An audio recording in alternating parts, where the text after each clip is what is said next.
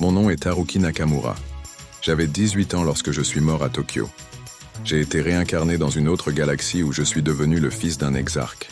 Désormais, je suis Guillaume Affétian, et voici mon histoire. Athanase, le 6e prince de Trégone, prenait ses fonctions avec un sérieux que rien n'entamait. Il attendait de moi la même rigueur, et je m'y pliais de bon cœur. Nous formions un tandem solide. À deux, nous faisions tenir l'État. À deux, nous faisions avancer les rouages du pouvoir. L'une de mes nombreuses missions me mena dans le nord profond, sur le continent de la capitale, la vie d'Omni de Vataille Ancêtre. Une région austère, boisée à l'excès, aux températures rigoureuses, mais d'une richesse forestière incomparable. Les pins, les séquoias d'altitude, les chênes à croissance rapide y couvrèrent les montagnes comme une mer figée. L'économie de la région tournait autour de cette matière première. Les arbres abattus dans les hauteurs descendaient par flottaison vers les scieries implantées en contrebas. Un réseau fluvial naturel, perfectionné par d'astucieux ingénieurs, permettait le transport des grumes sans recours aux engins motorisés. C'était élégant, ancien, maîtrisé, efficace. En amont du chef-lieu, la rivière forestière s'élargissait soudain pour se jeter dans un bassin d'une ampleur stupéfiante, le lac de Vataille Ancêtre. Un lac glaciaire formé par l'érosion d'un âge ancien encore mal daté. Ses rives, dentelées, formèrent des bras multiples et son volume dépassait l'entendement. Visible depuis l'espace, il égalait la mer Caspienne en superficie, mais à la différence de celle-ci, il n'était pas salé. C'était un réservoir d'eau douce, vivant, profond, ancien. Le fleuve qui en sortait, par la passe méridionale, roulait plus d'eau à la seconde que l'Amazone de mon ancienne planète. Il nourrissait les plaines du sud de ses flots puissants et nourriciers. Je m'attardais longuement sur ses rives. Quelque chose m'attirait, quelque chose d'indéfinissable. Les habitants du lieu, eux, n'avaient aucun doute. Ce lac, disaient-ils, était le lac originel, le lac de l'éveil. Car selon une légende répandue à travers toute la galaxie de Trégone, nos ancêtres ne seraient pas nés d'un long processus d'évolution. Non. Ils se seraient éveillés. 200 000 individus, tous adultes, tous lucides, sans souvenir, rassemblés soudain, un matin, sur les rives d'un immense lac.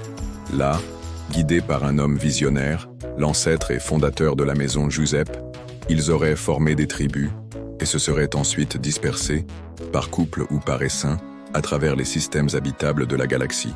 C'est ainsi qu'aurait commencé l'histoire. Sans enfance, sans passé, par un réveil collectif. Enfants, mes sœurs et moi entendions cette histoire racontée par nos nourrices, le soir, à la lueur tamisée des flammes de la cheminée qui semblait lécher le plafond.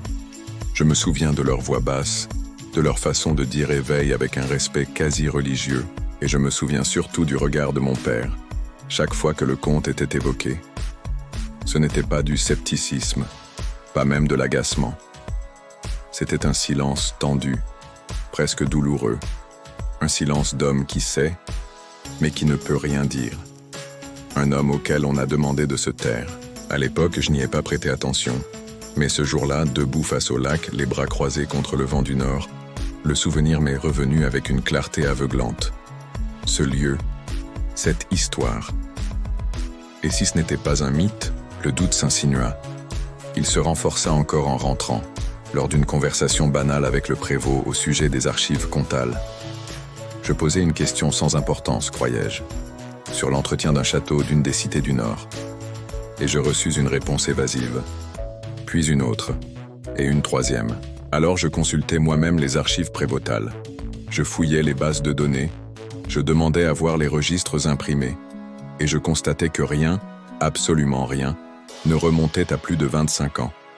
Ni les documents de cadastre, ni les registres des naissances, ni les jugements rendus par les cours anciennes, ni les décisions politiques, ni les travaux scientifiques, ni les cartes. Le monde semblait avoir commencé 25 ans plus tôt, comme si tout ce qui avait précédé avait été effacé ou inventé.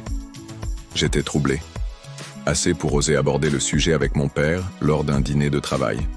Je m'attendais à une plaisanterie, une rebuffade, un sermon, mais il me regarda longuement. Et il parla. Pas longtemps, pas en détail, mais ce qu'il me dit, ce qu'il laissa entendre, ce qu'il me fit comprendre, fit basculer mon regard sur tout ce qui m'entourait. Le royaume, son passé.